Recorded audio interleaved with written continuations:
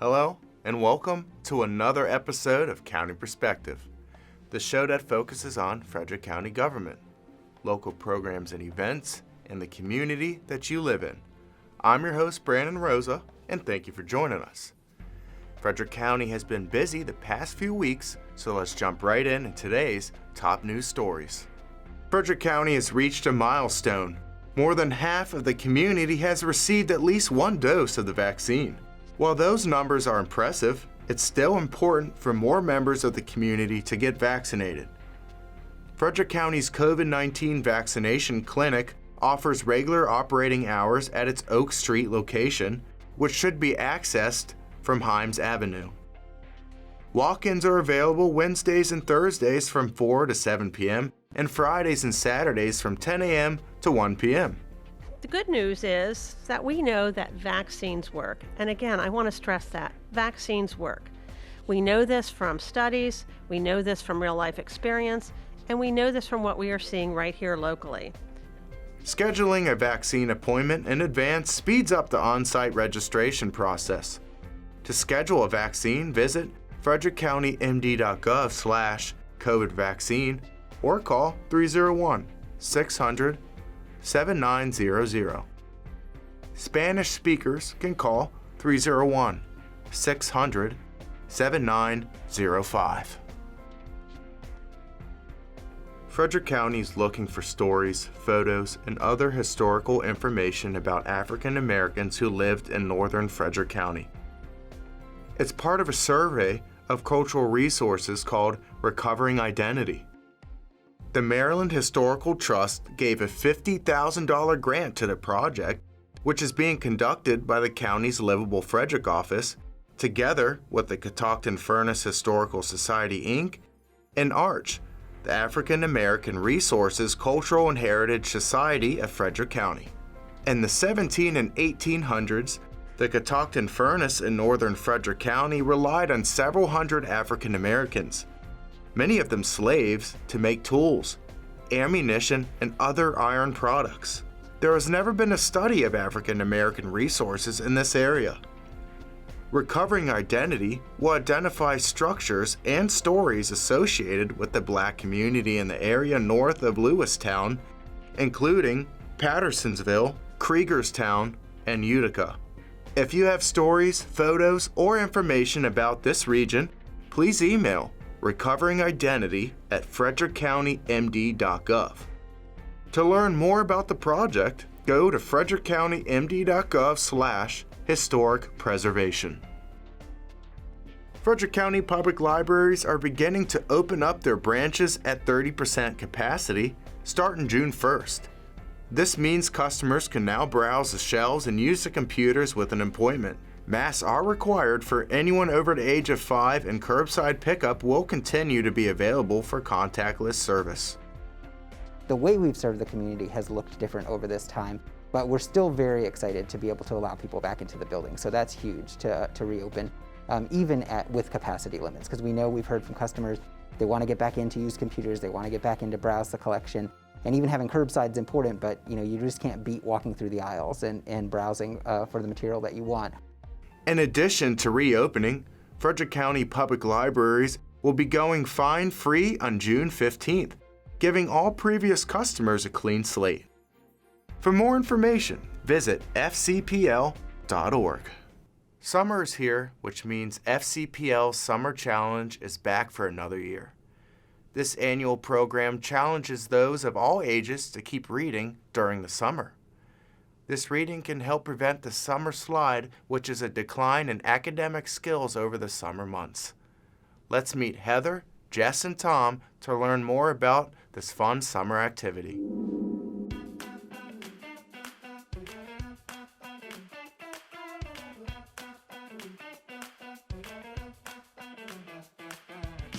This summer's challenge theme is Rediscover the Magic, because we want you to find the magic found all throughout Frederick County and in your own backyard. It's been a long year, so not only is it the summer support, but it's our year-long support. And we also like to remind everyone with the summer challenge that the magic of summer is here by exploring virtual programs, local story paths, exploring community destinations, and winning cool prizes.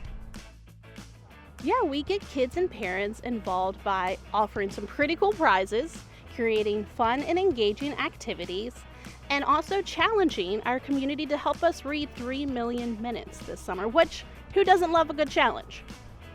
With over 12,000 people participating, reading millions of minutes together, the Library Summer Reading Program is our most highly anticipated event of the year.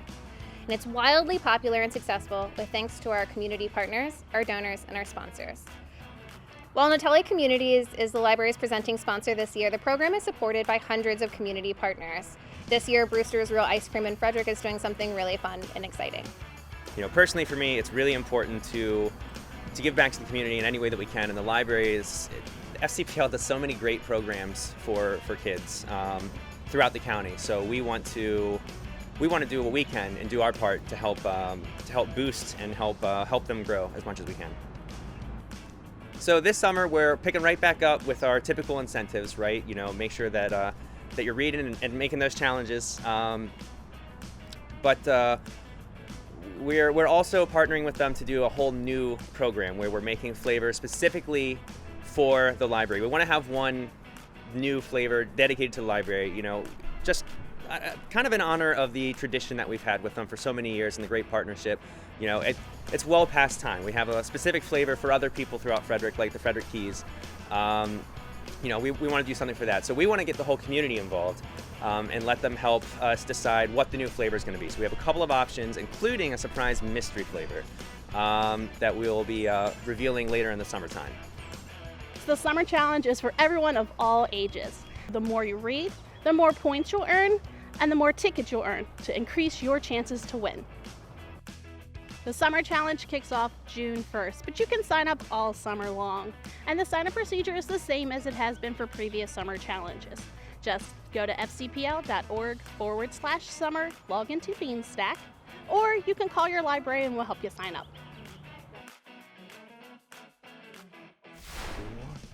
Stay right there. We have plenty more coming up on County Perspective.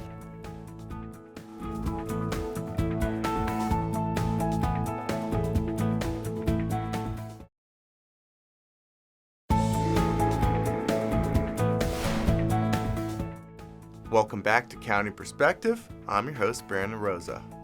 In just a few moments, we'll take a look at the Point of Rock stream restoration.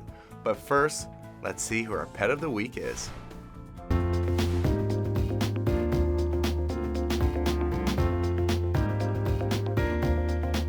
Cranberry may be a little fearful in new environments, but like many of our shy cats, she will make an amazing pet in the right home. Cranberry loves affection and begins to purr loudly at the mere anticipation of a petting session. After she feels comfortable, she enjoys playtime and seems particularly fond of string toys. She would do best with an experienced owner in a calm, quiet household with older children. To learn more about Cranberry and our virtual adoption process, call Frederick County Animal Control and Pet Adoption Center at 301-600-1546. Over a year ago, the Office of Sustainability and Environmental Resources teamed up with the Division of Public Works to accomplish the first restoration phase of the Point of Rock stream. But there's still another part of the restoration that will start this summer. I spoke with Project Manager Don Dorsey with the Office of Sustainability and Environmental Resources and Project Manager Kyle Baker with the Division of Public Works to find out more about the stream restoration and why it is so important. The Point of Rock stream, located near Route 15 and Route 28, houses many forms of wildlife, and it is also an important part of the Chesapeake Bay's health. But years ago, many residents who live near the stream saw that the stream was declining in many ways. Probably about 7 years ago, we had heard a lot of residents in this area concerned about how much erosion they're seeing along the stream banks and large trees actually falling over.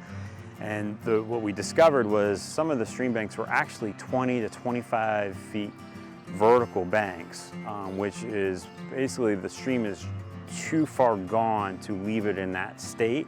and all of the sediment would be eroding straight down into, in this case, the Potomac River, which ultimately would go to the Chesapeake Bay. A lot of residents were seeing a fair amount of their own property being eroded considerably over even a course of 1 year.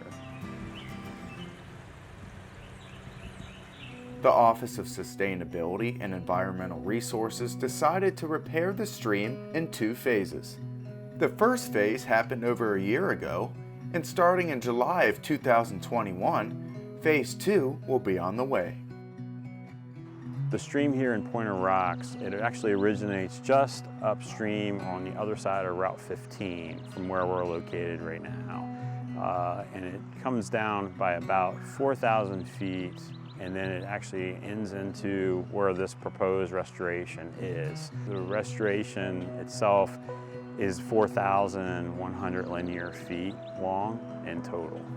The Phase 1 project, when we did that project about a year ago, it really reduced a lot of the stream bank erosion. We opened the cross section, we call it, in the stream to allow the stream to get out into the floodplain. The stream that's pictured behind us, it is actually still a vertical bank, and when the stream experiences a flooding event, most of that erosive velocity of the stream stays in the channel. It'll continue to erode the banks like you're seeing behind us. Phase 2 will not only consist of repairing the stream, but it will also focus on removing an existing dam and adding amenities for nearby residents. We are removing the dam from the stream, and when we remove it, what we'll be doing is we're replacing it with 2 pocket wetlands that will have wildlife in it, kind of replacing what's already here. So we will be replacing the dam with a pedestrian bridge that will cross over the stream. And what that'll do is it'll allow the residents living on top of the hill to be able to walk and cross over the Maryland 28 to get to the train station safely. We'll be widening the banks to be able to handle more water during rain events. In order to remove the dam, we had to make sure we have the right amount of capacity to hold the water in the event of a storm. And during Phase 1, we installed a bunch of ponds up through the stream that were able to hold the water. And that same system will continue from where we left off a few years ago to where we will finish right before Route 28. Funding for this project is from the Capital Improvement Program, and several affiliations are combining forces to achieve the stream restoration. We're continuing with the same design engineer, Strong Environmental, and then we are looking at the same construction contractor at this current moment, which is Triangle, who will be doing the actual construction of the project. Our Office of Sustainability partners with DPW, where we have Kyle Baker and myself being the project managers. DPW takes over the role of assisting with the design work and monitoring and inspecting throughout the construction phases. Then after the project's completed, our office will actually do the inspections from there on out for the remainder of the project. Phase 1 of the stream restoration created new beginnings for wildlife, and Phase 2 will bring more joy to the local wildlife too. With the removal of the dam, what we're expecting is we're actually expecting migration of fish and other aquatics to come up through the entire stream channel. The project will install pocket wetlands where the pond is now, and those pocket wetlands will remain and will hold water, so it'll keep the amphibians there. Any of the water obligatory species, such as the turtles and all that, can kind of stay in this area. In Phase 1 of the project, what we realized was after the project was built, we installed all the trees and shrubs along either side of the stream. We've had a couple residents come to us and say they've seen a robust amount of frogs and amphibians coming back into the restored stream reach. They're thoroughly impressed with that whole notion of build it, they will come, and it is definitely that case in Pointer Rocks.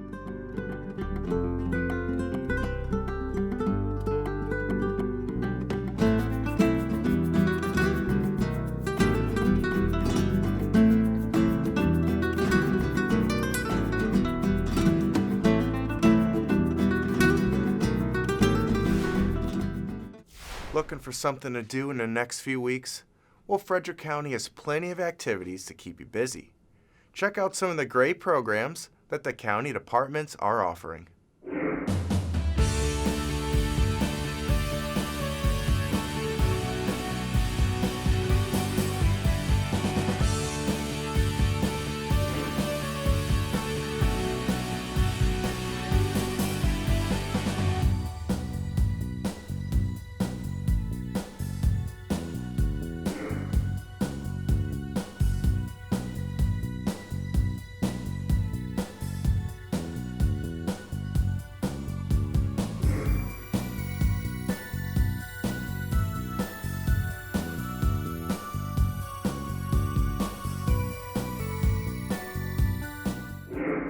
To find more virtual events and programs, or for more information, log on to the county's webpage, frederickcountymd.gov. Now at the end of our show, we'd like to mention a few recent events, along with things our viewers should keep an eye out for in the upcoming weeks. Do you have some household items that are considered hazardous, but you don't know what to do with them? Well, you're in luck, because on Saturday, June 12th, the Division of Solid Waste and Recycling will be hosting a residential household hazardous waste drop-off event for Frederick County residents. The drop-off will be located at the upper parking lot of the Keys Baseball Stadium, starting at 8 a.m. and ending at 2 p.m. There is no fee for residents to drop off accepted materials. Residents may bring aerosol paints, brake fluid, flares, compact and tube fluorescent light bulbs, household cleaners, and more. For a complete list of what you can bring and what you can't bring at the drop-off event, visit frederickcountymd.gov/haswaste. Summer is right around the corner, and that means pools will be opening up soon and people will want to hit some bodies of water to cool off. But it is important to remember to be safe while you are swimming. Here is a video that will give you some safety tips while swimming. Parental supervision is key. We need children to learn that they should never get near a body of water unless an appropriate adult approves it and says that it's okay. Teach your kids to swim, get them in lessons early. You should never swim alone. You should never be alone in a body of water. If possible, there should be trained lifeguards. Never dive in water that is less than 5 feet deep. And if you're in open water where the water isn't clear, you should never dive. You should always go feet first. You don't know what the terrain is underneath. If you're on a watercraft, you should have a vest on, not just on the craft. If the child can't stand up, we suggest any type of flotation. If not a full-fledged life jacket, water wings that are hooked together, not a basic pair that you blow up and put on the arms. A lot of places are not allowing individual water wings. They are very dangerous for young children. They can come off very easily when they jump in and things, so we suggest the water wings that are secured together. But even with a flotation device, if the child is not able to swim, they still need to be within arm's reach of an adult. Make sure you know the layout. That's another thing. Make sure they know where the deep end is and the shallow end is. We always take our young, even our very young preschoolers on a tour of the pool to show them where the deep end is, where the shallow end is, where they can stand. The person that's in the water, the best thing to do if you cannot locomote is to try to get onto your back, try to keep a level head and try to get over onto your back so you can call out for help. As an untrained lifeguard though, no one should go in the water to try to help them. You can throw something to them. Even a non-pool front should have some type of safety devices there. Call 911 or call for a lifeguard if you see someone in water, but you should not go in after them. Frederick County Parks and Recreation will be offering swim instructions this summer. If you'd like to sign up or find out more, visit recreator.com. That's it for this episode of County Perspective, but don't forget to follow Frederick County on social media in order to keep up to date on important news and events. We'll see you next time for a fresh look from a county perspective.